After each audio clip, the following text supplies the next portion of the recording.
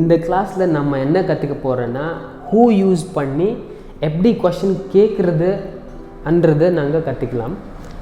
First question இருக்குது பாருங்கள், என்னென்னா ஹூ ஆர் யூ, நீ யார் இல்லைன்னா நீங்கள் யார் அப்படி கேட்கலாம். Next question who is she, அவள் யார்.